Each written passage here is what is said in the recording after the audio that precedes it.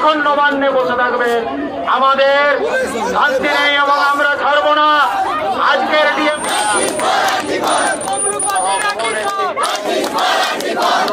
আমাদের তার সামনে আমরা এসে দাঁড়িয়ে আমাদের কাছে আবেদন করব, বড় জোরে বিনীত ভাবে তোমরা পোশাকটা ছেড়ে দাও, প্রতিবাদে আসো, আমাদের সাথে আজকে এই যে আপনারা সকলে মিলে যেভাবে এই জেলা শাসকের অফিস ঘেরাওয়ের জন্য আজকে সংঘবদ্ধ হলেন, আপনাদেরকে আমি তার জন্য যথাযোগ্য সম্মান জানাই। আগামী 4 তারিখ প্রতিদিন ব্লকে ব্লকে আমাদের ধর্ণা অবস্থান চলবে। সকাল 10টা থেকে পর্যন্ত নিজ নিজ ব্লক এলাকায় সমস্ত কার্যকর্তাদের উপস্থিতির মাধ্যমে সেই আন্দোলনকে আরো জোরদার এবং সফল করতে হবে। তার জন্য আপনারা এখান থেকেই প্রতিজ্ঞা করে বাড়ি ফিরবেন। আর আমরা ভারতীয় জনতা পার্টি আজকে এখানে আমাদের জেলা শাসকের অফিস ঘেরাও অভিযান এখানেই আমরা শেষ করব। আপনারা সকলে মিলে ধীরে সুস্থে বাড়ি ফিরবেন।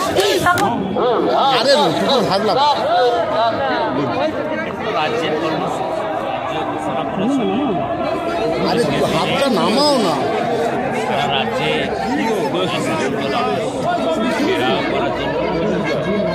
প্রথমে আমরা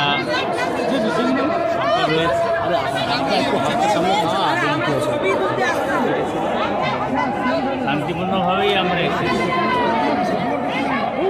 আজকে আমাদের জেলা সভানেত্রী তিনি বিধানসভায় ছিলেন, সকালবেলা থেকে বিরোধী দলের নেতার নেতৃত্বে বিধানসভায় এই ঘটনাকে কেন্দ্র করে তারা তাদের মতো করে শোক জ্ঞাপন করেছেন। রাজ্য সরকার কোনো প্রকার শোক প্রস্তাব পাঠ করেননি বা সবার কার্যবিবরণীকে ক্ষতিগ্রস্ত করে। দ্বিতীয় কথা হচ্ছে, বাংলায় রুল অফ ল নেই। কথা পোস্ট পোল ভায়োলেন্স থেকে আপনারা দেখে আসেন। বিধানসভার ভোটের পর থেকে মানবাধিকার কমিশন, হাইকোর্ট, সুপ্রিম কোর্ট সকলেই এই যে ঘটনা আরজি করে ঘটেছে, আরজি করের ঘটনাটা হয়তো সামনে বেরিয়েছে। আরজি করের ঘটনাটা ব্রড মানে বেশ আকারে বেরিয়ে আসার ফলে এটা প্রচার মাধ্যমে চলে এসছে এবং এটাকে যতটা ধামাচাপা দেওয়ার চেষ্টা করেছে, এভিডেন্স লোপাট করেছে। সিবিআই টেক ওভার করার পরে সিবিআইও বুঝতে পারছে। রাজ্য পুলিশের যিনি প্রধান রাজীব, কলকাতা পুলিশের সিইও, এই দুজন হচ্ছেন 1 এবং 2। এই দুজনের মস্তিষ্কে তারা প্রয়োগ হয়ে পুলিশকে একজন ডিসি নট ছবি দেখাচ্ছে যে আজ বর্ধমান মেডিকেল কলেজ সেন্টার তার ছবিকে দেখাচ্ছে কারেন্সি। আমাদের মিডিয়াতেও দলির বক্তা উনি নিয়ে জেলারও এসেছিলেন। আজকে আমাদের একটাই আওয়াজ, ওয়ান জাস্টিস। এখানে কোনো ভেদাভেদ না।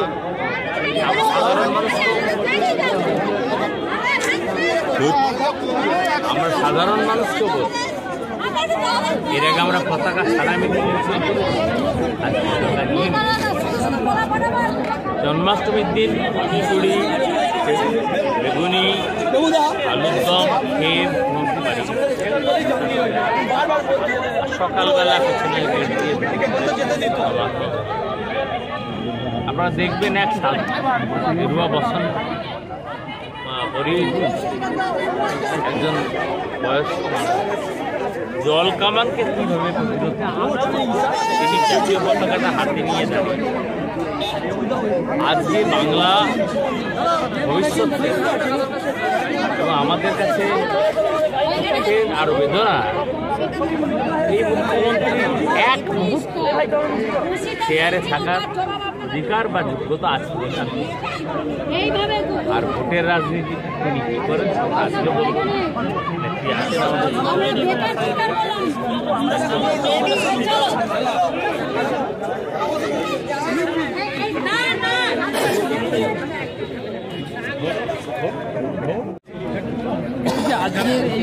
আন্দোলন কি বলবেন? আজকে আমাদের প্রদেশে ভারতীয় জনতা পার্টির সভাপতি মাননীয় সুকান্ত মজুমদার তিনি আহ্বান জানিয়েছিলেন আজকের দিনে এই রাজ্যের সমস্ত ব্লক ডিএম অফিসে কিছু এসডি অফিস ঘেরাও কর্মসূচি করেছে। তাই আজকের আমরা আহ্বান জানিয়েছিলাম আমরা তমলুক সাগরদ্বীপ জেলা শুধু পূর্ব মেদিনীপুর জেলার এই ডিএম অফিসে সমস্ত কার্যকর্তাদের নিয়ে আজকে আপনারা জানেন 9ই আগস্ট আজীবনে আমাদের বাড়ির মেয়ে আমাদের বোন যিনি ধর্ষিতা হয়ে খুন হয়েছে সেটা দেখেই প্রমাণ পাওয়া যায় সেটাকে কিভাবে ধামাচাপা দেওয়ার জন্য প্রথম থেকে আত্মহত্যা বলা তার বাড়ির লোককে দেখতে না দেওয়া এবং এখন প্রকাশ্যে এসেছে ভিডিও যে বাড়ির লোককে বাইরে বসিয়ে ওই রুমের ভেতরে প্রায় জোনাকুড়ি অফিসার পুলিশ অফিসার অ্যাডভোকেট সবাই নিয়ে প্ল্যান করে কিভাবে এই কেসটাকে ধামাচাপা দেয় তার প্ল্যান করার পরে সেই বডিকে তড়িঘড়ি নিয়ে গিয়ে দাহ করার ব্যবস্থা করেছে সেটা আজকের প্রমাণ হয়েছে। কিন্তু 4 তারিখ যখন এই 9 তারিখ থেকে 4 তারিখ পর্যন্ত এই রাজ্য সরকারের হাতে এই কেসটা ছিল কোনো চূড়াহা হয়নি। যখন সমস্ত রাজ্যের মানুষ বিক্ষোভে ফেটে পড়েছে মায়েরা রাতের দখল নেওয়ার জন্য রাস্তায় নেমেছে তখন আমরা দেখলাম আমাদের মহামান্য হাইকোর্টের নির্দেশে সিবিআইয়ের হাতে কেসটা হ্যান্ডওভার করার জন্য নির্দেশ দেওয়া হয়। আর যা সিবিআইয়ের হাতে কেস দেওয়ার নির্দেশের সঙ্গে সঙ্গেই প্ল্যান করে কিভাবে 14 তারিখ গভীর রাত্রে দুষ্কৃতীদের ঢুকিয়ে পুলিশি নিরাপত্তায় ওই আরজি করের যে সেমিনার হল সহ যে রুমগুলো ভাঙা হয়েছে সেখানে পুলিশ তখন নিষ্ক্রিয় ছিল পুলিশকে তখন দেখতে পাইনি আমরা ভাঙচুর করে একেবারে সমস্ত তথ্য প্রমাণ লোপাট করে দেওয়া হয়েছে। আর তাই সারা দেশের মানুষ সারা রাজ্যের সমস্ত মানুষ আজকের সমস্ত শ্রেণীর মানুষ সমস্ত এনজিও থেকে শুরু করে সমস্ত শ্রেণীর মানুষ আজকে রাস্তায় নেমেছে প্রকৃত জাস্টিস চাই। আজকের শুধু কি আরজি কর কাণ্ড আরজি করের পরে তো আমরা দেখছি আরও 2-3টে জায়গায় খুন হয়েছে মহিলা ধর্ষণ হয়ে খুন হয়ে পড়ে আছে। গতকাল একটা ট্রেন লাইনের ওপরে ধর্ষণ হয়ে একটা মহিলা খুন হয়ে আছে তার কোথায় প্রকাশ্যে এসছে আসেনি সংবাদ মাধ্যমে আসেনি কেন আসেনি কেন ধামাচাপা দেওয়া হচ্ছে কেন হাঁসখালি আর কামদুনি আমি বক্তব্যের সময় বললাম কামদুনির যারা ধর্ষক তাদেরকে জামিনে মুক্ত করে তাদের বাড়িতে পুলিশি পহরায় রাখা হয়েছে। আর যখন ভারতীয় জনতা পার্টি আন্দোলন করছে তখন পুলিশ সক্রিয় হয়ে যায়। আপনারা দেখেছেন 27 তারিখ নিরস্ত ছাত্রদের আন্দোলনে কিভাবে পুলিশ সক্রিয় ছিল কিভাবে পুলিশ ছাত্রদেরকে মেরেছে। আর সেই তার প্রতিবাদে আমরা 28 তারিখ ধর্মঘট করেছিলাম আমাদের ভারতীয় জনতা পার্টির ডাকে। সেই ধর্মঘট সফল হয়েছে মানুষ স্বতঃস্ফূর্তভাবে সফল করেছে।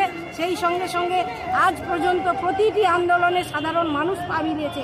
আজকের আমাদের ভারতীয় জনতা পার্টির ডাকে ডিএম অফিস ঘেরাও ঠিকই আমি দেখেছি ভারতীয় জনতা পার্টিকে সমর্থন করেন না এমনও সাধারণ মানুষ যারা আমরা জানি তারা তৃণমূলকে সাপোর্ট করে কিন্তু তারাও আজকের প্রতিবাদে আমাদের সঙ্গে পা মিলিয়েছেন। তৃণমূলকে তারা ঘৃণা করছেন তৃণমূলের নেতৃত্বে ঘৃণা করছেন এটা আজকের আমাদের কাছে প্রমাণ হয়ে গেছে। আর আমি মনে করি যে মুখ্যমন্ত্রী যিনি মহিলারা রেপ হলে তাকে ছোট ঘটনা বলেন যিনি মহিলারা রেপ হলে তাদের রেপ বেঁধে দেন এবং ধর্ষকদের আড়াল করার জন্য প্রমাণ লোপাট করার জন্য তিনি নানাভাবে প্রচেষ্টা করেন এবং তিনি এভাবেই দায়িত্ব নিয়ে ধর্ষকদের রক্ষা করে চলেছেন। তাই এই সমস্ত অপরাধের দায় স্বীকার করে তার ইমিডিয়েট পদত্যাগ করা উচিত। তাই আমাদের ভারতীয় জনতা পার্টির একটাই দাবি, দাবি এক, মুখ্যমন্ত্রীর পদত্যাগ। নমস্কার।